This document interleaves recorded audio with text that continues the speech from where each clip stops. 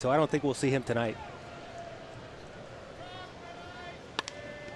Off of Paulino's leg, and now he hustles to the line and he hits Revere. And Revere kicks it all the way to the tarp. And for Revere, he'll end up at third base.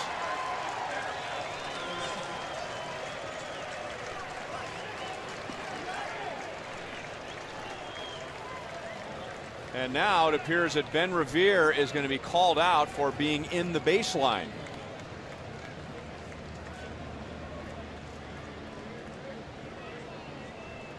Get another look at it here. The base runner has to stay in that box going down the first base line. As you can see here, he's definitely on the inside. Very, very good call by first base umpire Corey Blazer. Yeah, he's way in on the grass. It's a tough play for a pitcher regardless, and especially when you've got a guy running right in the line of flight for the ball going to your first baseman.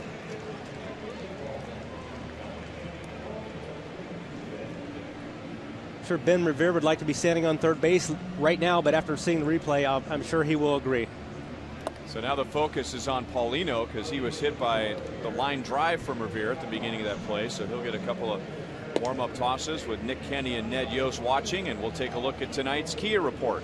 Well, Felipe Paulino has been really good, and especially when he's out there, he's cool and he's calm. When he's under control and he doesn't get too amped up, he's really good. And we've seen that from him in all of his starts this year.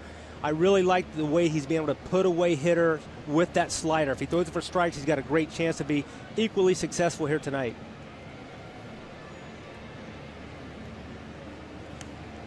So Paulino is going to stay in, but getting a few words from Nick Kenny and Ned Yost as far as not trying to do too much and make an injury even worse, but it looked like it got him on the outside of the right knee or maybe the right thigh. Yeah, hopefully it got a little meat on that big right leg. It looks like maybe just above the knee. Ball bounced off pretty hard though, so it's hard to tell. I'm sure we'll hear more later from the training staff.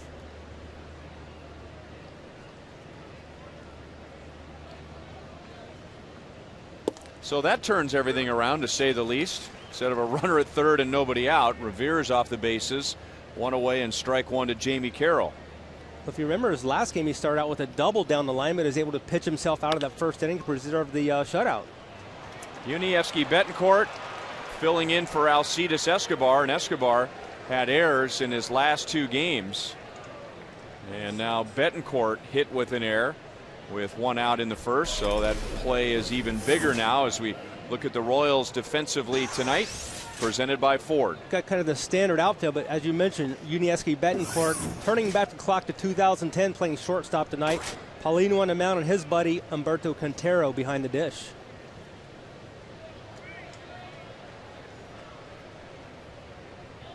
And now Josh Willingham, who has a 9-game hitting streak. Willingham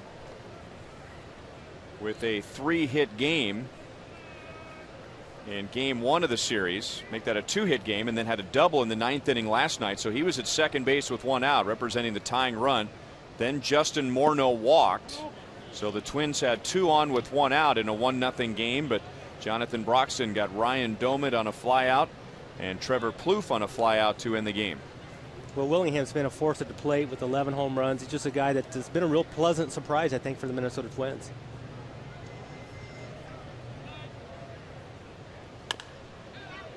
Two balls, one strike.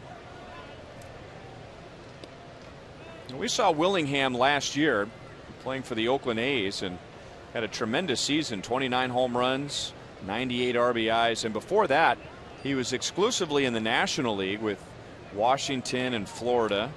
A guy with some power. He'll strike out 100 times a year, and he had 150 last year with the A's, but this is also a hitter who has a .360 on base percentage. Paulino evens the count at 2-2.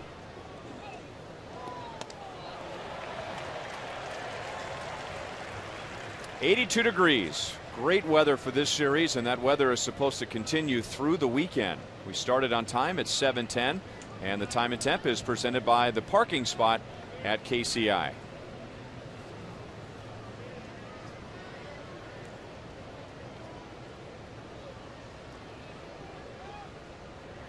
Right, last year with the uncertainty with the way that Maurer and Morneau were going to bounce back, I think with the signing here of Willingham, it's really a good situation for him to get the opportunity, feeling like he's going to get a chance to maybe be in the middle of that lineup, and he's done a nice job for the Twins.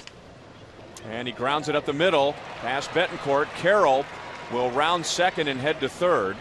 Dyson will play it to second base, and the Twins have runners at first and third with one out. Looks like there was a nice hole up the middle, playing the pull a little bit, just able to squirt it right through the middle.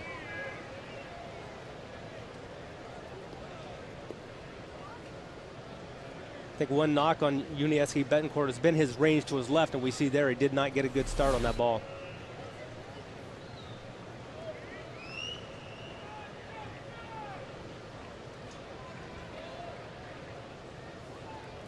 And now Justin Morneau, one hit in the series, but that one hit was a 2-run home run in game 1. Altogether 1 out of 8, and the Royals have struck him out 3 times.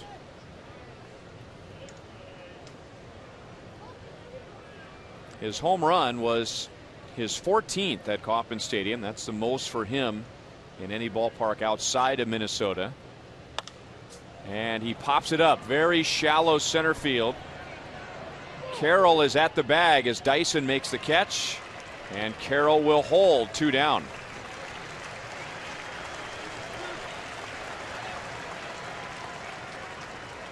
Runner on third, less than 2 out. You need to get a pop up, or you need to get a strikeout to stop him from scoring. Most likely, Felipe Paulino able to do that here with a shallow fly ball.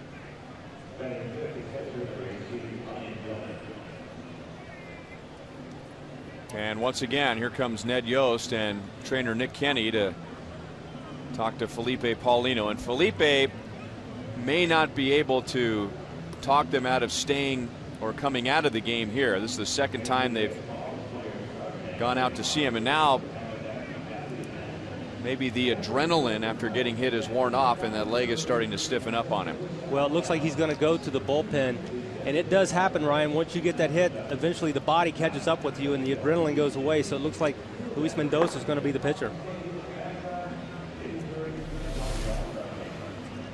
Here we are in slow motion, taking a look at the ball coming off the bat.